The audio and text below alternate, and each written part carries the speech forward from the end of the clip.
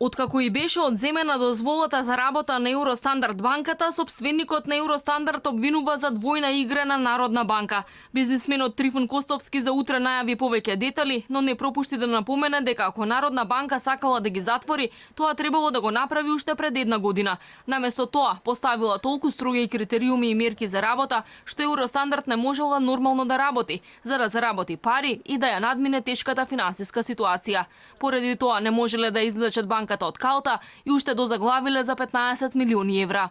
Народната банка не прифаќаше ниту еден од нашите предлози за надминување состојбата и за евентуална продажба на банката. Вчера гувернерката тврдеше дека Евростандард банка морала да се докапитализира, што делумно и било направено, но недоволно за да се надминат ризиците во работењето. Едноставно банката давала кредити кои не можела да ги наплати, не ги исполнила минималните услови за работа, па клучот наврата бил неизбежен.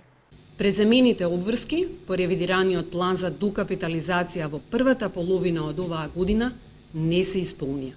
Ниту во целост овој период се обезбеди разумно уверување и цврст доказ за известност за навремено обезбедување на потребната капитална поддршка за банката. Инаку Евростандард банка има право да поднесе тужба до управниот суд во рок од 30 дена доколку е незадоволна од решението на Народна банка која ја укина дозволата за работа.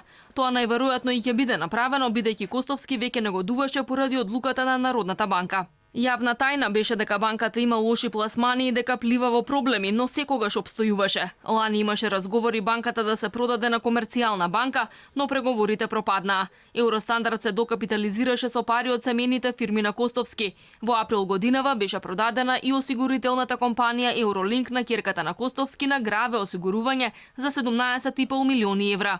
Една од конкурентските предности на Евростандард во однос на другите банки беше 20-годишниот договор со Македонски пошти, со што вкупниот број на заеднички експозитури изнесуваше 330. Банката постоеше 19 години, а во 2014-та ја купи целосно Поштанска банка. Ова не е прва банка со клуч наврата во Македонија. Во 2004-та беше одземена дозволата на банката Експорт-импорт. 3 години подоцна беше ликвидирана Македонска банка.